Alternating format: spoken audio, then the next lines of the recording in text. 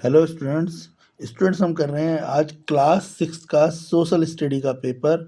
Annual exam 2026 के लिए social study का पेपर है। चलिए स्टार्ट करते हैं बिना टाइम वेस्ट करे। फर्स्ट ऑफ ऑल हम सेक्शन ए करेंगे इंग्लिश मीडियम का और साथ में हिंदी मीडियम का भी होगा। तो चलिए देख लेते हैं पहले फर्स्ट क्वेश्चन। तो फर्स्ट क्वेश्चन है बेटा आपका, फर्स्ट क्वेश्चन आपका है what is not obtain from non economic activity. Non economic activity से हमें कौन सी चीज़ नहीं मिलती। तो नॉन इकोनॉमिक, पहले तो ये पता होना चाहिए नॉन इकोनॉमिक एक्टिविटी कौन सी होती है। वो एक्टिविटी, ठीक है, जिनसे हम पैसा नहीं कमाते उन्हें बोलते हैं नॉन इकोनॉमिक एक्टिविटी। जैसे आप किसी की हेल्प कर दो तो उससे आपको कोई पैसा मिलेगा। आप भंडारा कर दो तो उससे आपको कोई पैसा मिलेगा, नहीं मिलेगा ना। या किसी का फ्री में इलाज कर दो, फ्री में बुके बांट दो, तो इनसे आपको कभी भी पैसे नहीं मिलते। इनसे सिर्फ आपको आशीर्वाद मिलता है, रिस्पेक्ट मिलती है। तो बोला है what is not obtain from non economic activity, वो एक एक्टिविटी जिनसे आप पैसा नहीं कमाते, तो उनसे क्या नहीं मिलता। तो देखो, उनसे नहीं मिलती प्रॉपर्टी, क्योंकि नॉन इकोनॉमिक एक्टिविटी से क्या मिलेगा, लोग हमें थैंक कहेंगे, लोग हमें प्यार करेंगे, धन्यवाद कहेंगे। तो नॉन इकोनॉमिक एक्टिविटी से हमें प्रॉपर्टी नहीं मिलती। फर्स्ट वाले का आंसर है ऑप्शन डी। कौन सा आंसर है? Option D. मैंने टिक कर दिया है, फर्स्ट वाले का आंसर है ऑप्शन डी। क्लियर है। सेकंड है Monica work in a bank, which sector of economy की does she work in. Monica एक बैंक में काम करती है, बताओ वो किस इकोनॉमिक सेक्टर में काम करती है। तो जो बैंक है, देखो प्राइमरी सेक्टर एग्रीकल्चर होता है, तो मोनिका जो है वो करती है टर्सरी सेक्टर में काम। तो बैंक क्या एक ऐसा सेक्टर है जहाँ पर पैसे जमा कर सकते हैं, निकाल सकते हैं, और वो सिर्फ आपको सर्विस देते हैं। प्राइमरी सेक्टर में आती है एग्रीकल्चर, सेकेंडरी सेक्टर में आते हैं फैक्ट्रीज, और थर्ड सेक्टर में आती हैं जो आपको, जैसे आप ट्यूशन टीचर के पास जाओगे तो सिर्फ पढ़ाएगा आपको, ठीक है। अगर आप डॉक्टर के पास जाओगे तो आपका इलाज करेगा, पर आपको कुछ वैसी, ठीक है, तो सर्विस प्रोवाइड होंगी। तो वो बैंक भी क्या करता है, एक सर्विस प्रोवाइड करता है, जो आपको पैसा डिपॉजिट करता है, आपको बता देता है कि आपको कहाँ पैसा लगाना चाहिए, आपकी हेल्प कर सकता है सेफ्टी सिक्योरिटी पर, ठीक है। तो एक सर्विस है। तो मोनिका के लिए पूछा है वो कौन से सेक्टर में काम करती है, तो वो टर्सरी सेक्टर में काम करती है। इसका आंसर है ऑप्शन डी। फर्स्ट वाले का आंसर भी ऑप्शन डी है, सेकंड वाले का आंसर भी ऑप्शन डी है। थर्ड है who among is related to Shiv Ganga movement. Shiv Ganga movement से इनमें से कौन जुड़ा हुआ है या कौन संबंध रखता है। तो शिव गंगा मूवमेंट से संबंध रखते हैं Mahesh Sharma, option A. Third वाले का आंसर है option A, Mahesh Sharma. Fourth question है विच ऑब्जेक्ट ऑफ हलमा कस्टम वॉज।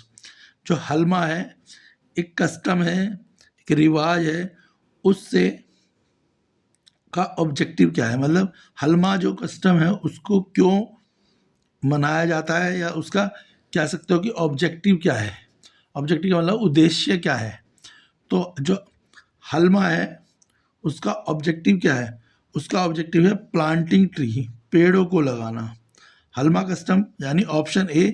फोर्थ वाले का आंसर भी ऑप्शन ए होगा, पेड़ों को लगाना, प्लांटिंग ट्री, फोर्थ वाला। तो हलमा कस्टम क्या करता है, पेड़ों को लगाता है। फिफ्थ क्वेश्चन है in which state of India was doctor APJ Abdul Kalam born. Doctor APJ Kalam पता है आपको, भारत के राष्ट्रपति भी रहे हैं और मिसाइल मैन के नाम से जाने जाते हैं, साइंटिस्ट हैं। वो किस स्टेट में पैदा हुए थे। तो इसका आंसर भी ऑप्शन ए है, तमिलनाडु।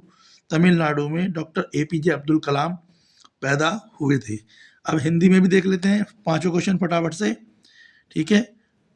तो फर्स्ट वाला मैंने बताया था आपको, गैर आर्थिक गतिविधियां से क्या प्राप्त नहीं होता, तो संपत्ति प्राप्त नहीं होती। हिंदी वालों के लिए ऑप्शन डी, संपत्ति प्राप्त नहीं होती।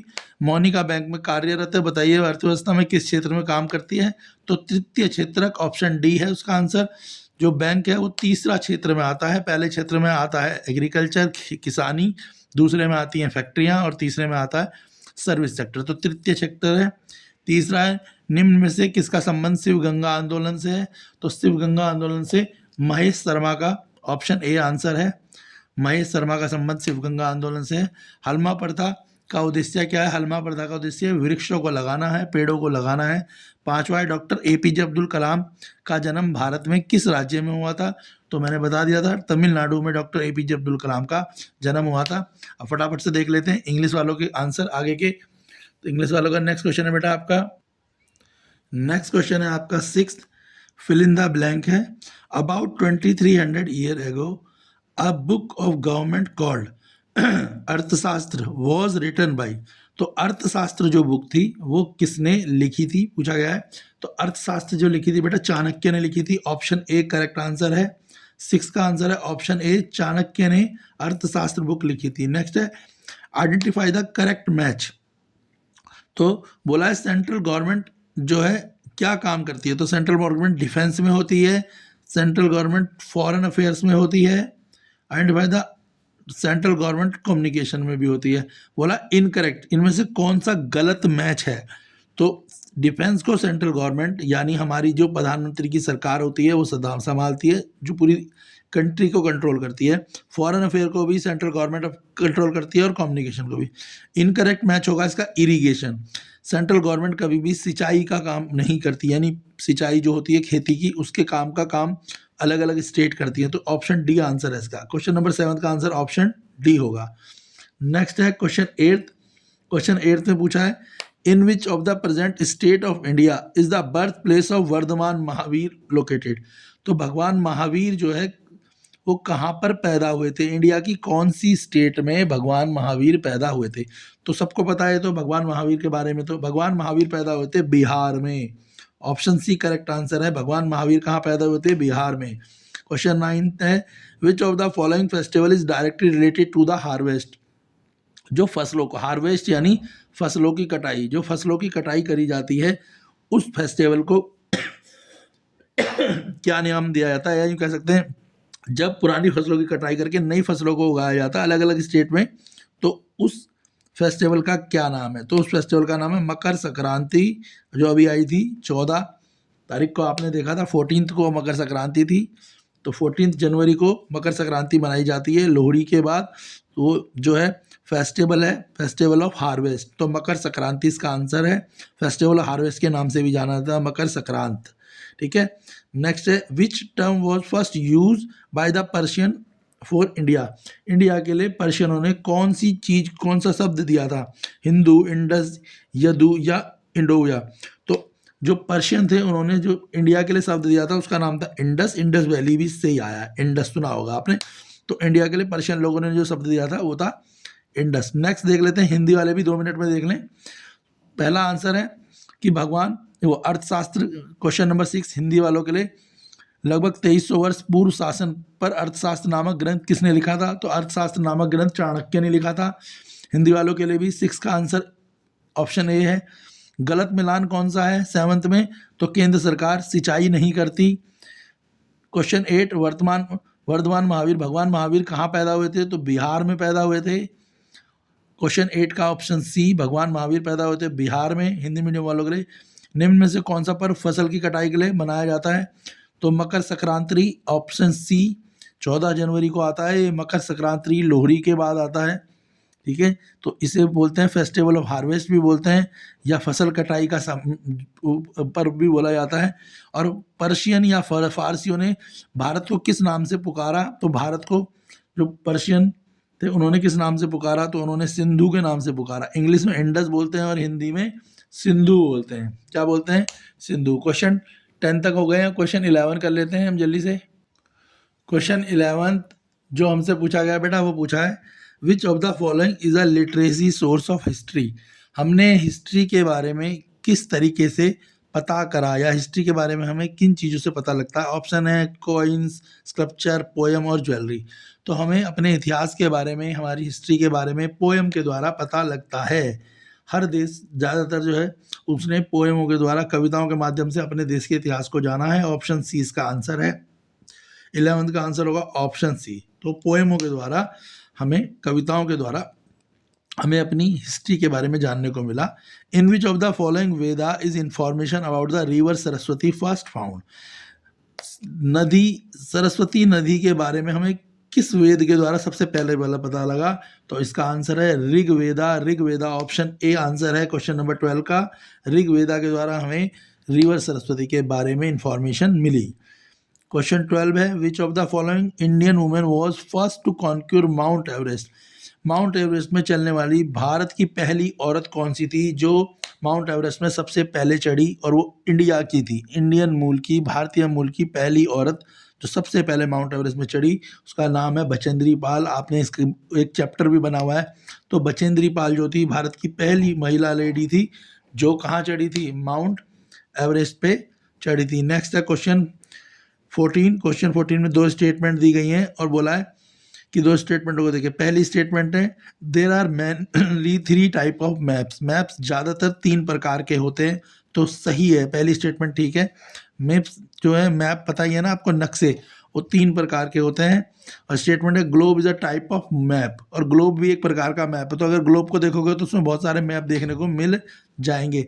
तो इसके दोनों ऑप्शन ठीक है, स्टेटमेंट फर्स्ट भी ठीक है, स्टेटमेंट सेकंड भी ठीक है, इसलिए करेक्ट ऑप्शन ए है इसका, कि मैप ज़्यादातर जनरली 3 प्रकार के ही होंगे और जो ग्लोब होता है उसके अंदर मैप देखने को मिलेंगे। तो दोनों स्टेटमेंट करेक्ट है। नेक्स्ट है 15th, the smallest ocean. Next है करेक्ट ऑप्शन है, इससे पूछा है आपसे स्मॉलेस्ट ओशियन के बारे में। तो ऑप्शन है पहला, smallest ocean of the world Pacific, दूसरा smallest ocean of the world Indian Ocean, तीसरा smallest ocean of the world Arctic Ocean, और fourth smallest ocean of the world है सदर्न ओशन। तो पूरी दुनिया में जो सबसे छोटा ओशियन है बेटा वो आर्टिक ओशन है। तो 15th का आंसर ऑप्शन सी है, याद रखना, दुनिया का सबसे छोटा जो ओशन है वो आर्टिक ओशन है। चलिए अब हिंदी मीडियम वाले बच्चे भी फटाफट से अपने आंसर लगा लें। तो 11th वाला आंसर है, कौन सा इतिहास का साहित्य स्रोत है, यानी साहित्य का जो स्रोत पूछा है, तो आंसर है कविता। 11 का आंसर कविता है।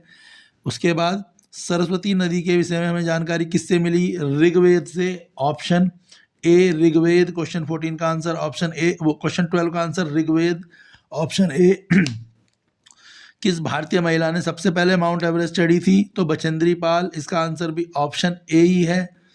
नेक्स्ट है 4th वाले में पूछा आपसे कि मानचित्र मुख्य से 3 प्रकार के होते हैं, ये सच है, और ग्लोब में एक मानचित्र के प्रकार का होता है। तो 14th का आंसर, 14वें का आंसर भी कथन ए होगा, दोनों ही सही हैं। और 15वें में पूछा है विश्व का सबसे छोटा महासागर, तो सबसे छोटा महासागर है अंटार्कटिक महासागर। कौन सा? ऑप्शन सी, अंटार्कटिक महासागर है। अब हम करेंगे इंग्लिश मीडियम वालों के सेक्शन बी के वेरी शॉर्ट क्वेश्चन आंसर, फिर हम करेंगे आगे। नेक्स्ट करते हैं हम सेक्शन बी। सेक्शन बी के वेरी शॉर्ट क्वेश्चन और उनके आंसर। तो सेक्शन बी के जो क्वेश्चन है वो पहला क्वेश्चन है, define representative democracy. Representative democracy क्या होती है उसके बारे में बताना है, 2 नंबर का क्वेश्चन है। सेकंड है, analyse the importance of community. Community की क्या इम्पोर्टेंस होती है, और या इम्पोर्टेंस ऑफ फैमिली, फैमिली की इम्पोर्टेंस भी बता सकते हैं, दोनों और में ऑप्शन है। फोर्थ है, mention the importance of Vedas. Vedas की क्या इम्पोर्टेंस है, और इम्पोर्टेंस ऑफ वैदिक कल्चर, और वैदिक कल्चर की क्या इम्पोर्टेंस है। और नेक्स्ट है, describe any 2 characteristic of civilisation. Civilisation के 2 कैरेक्टरिस्टिक। पहले हम सेक्शन बी करेंगे फिर सी करेंगे। चलिए स्टार्ट करते हैं सेक्शन बी।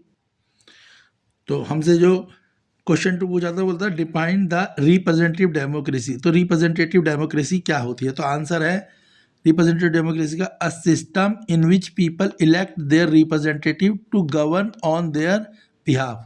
एक ऐसा सिस्टम जिसमें लोग जो है वोट देते हैं अपने उम्मीदवार को, अपने नेता को, ताकि वो नेता उनकी बात को पार्लियामेंट में, राज्यसभा में उठा सके। ठीक है, तो कोई जो मुख्यमंत्री, निगम पार्षद, विधायक या सांसद बनते हैं उनको हम वोट देते हैं ताकि जो भी हमारी क्षेत्र की प्रॉब्लम है या हमारी प्रॉब्लम है उसको वो राज्यसभा और लोकसभा में उठा सके। तो system in which people elect their representative to give on their behalf, पहला आंसर ये है। दूसरा क्वेश्चन था, आपसे पूछा था analyse the importance of community. Community की क्या इम्पोर्टेंस है? तो community promote cooperation, security and social development. जो कम्युनिटी होती है वो हमारे में कॉर्पोरेशन लाती है कि हम एक दूसरे की हेल्प करें, एक दूसरे की सिक्योरिटी में हेल्प करें और सोशल डेवलपमेंट हो और पूरे क्षेत्र का सामाजिक रूप से विकास हो। और इसी पे और वाला ऑप्शन था इम्पोर्टेंस ऑफ फैमिली। तो फैमिली की क्या इंपॉर्टेंस है? तो family give love, discipline and moral value to individual. Family क्या करती है? हर एक व्यक्ति को डिसिप्लिन सिखाती है और उनको मॉरल वैल्यू सिखाती है ताकि समाज में सब एक दूसरे से प्यार से और अच्छे भाव से रह सके। नेक्स्ट क्वेश्चन था आपका describe the two characteristic of civilisation. तो सिविलाइजेशन के नेक्स्ट क्वेश्चन था आपका इंपॉर्टेंस ऑफ वेदास। तो वेदा के क्या इंपॉर्टेंस है? तो देखो इसका आंसर क्या होगा बेटा। तो इंपॉर्टेंस ऑफ वेदास, तो पहला, Veda provide knowledge about the religion, culture and ancient Indian life. तो वेद क्या प्रोवाइड करते हैं? वो हमारे को ज्ञान बढ़ाते हैं धर्म का, हमारा पुराना कल्चर क्या था, हम किस कल्चर के थे, क्या हम पहनते थे, क्या खाते थे, कौन से व्यवसाय करते थे, उनके बारे में भी बताते हैं और हमारी पुरानी भारतीय संस्कृति के बारे में भी बताते हैं।